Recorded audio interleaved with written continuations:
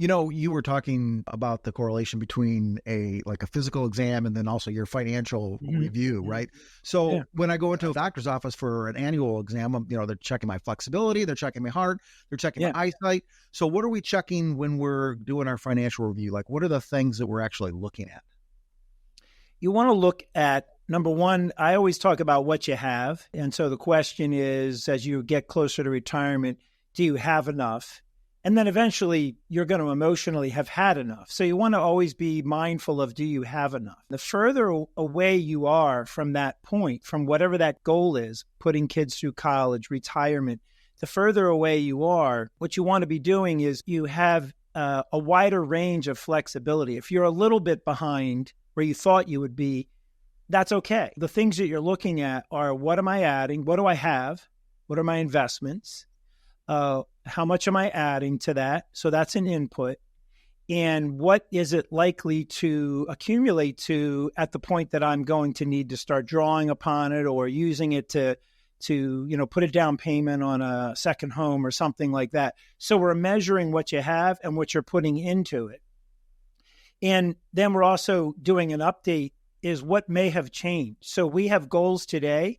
Every time you look at your financial plan, it's a snapshot in time. It's what things look like right now and how do we project going forward from here.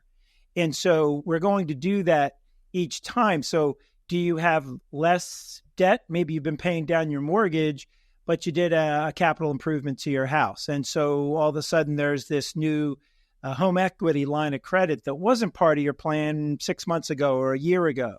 And so those are the things you just want to make sure that you're constantly measuring where you're going to be along the way. So that's what we look at is I really spend a lot of time talking about cash flow and whether or not you have enough to support your lifestyle today, and are you putting enough aside for the future? So those are the things that we're looking at in that moving financial plan.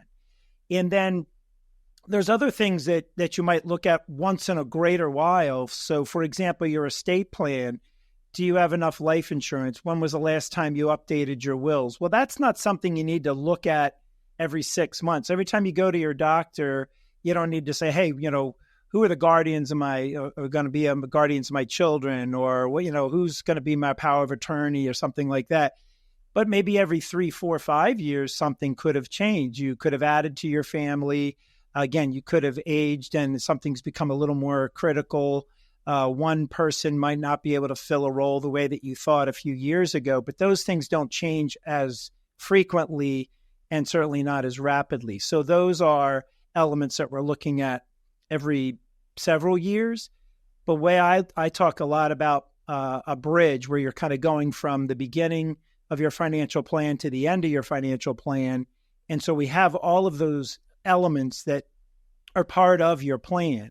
And when you're crossing your bridge, you just want to check some of those every 6 months. Some of those are every 6 months check-ins, like your investments.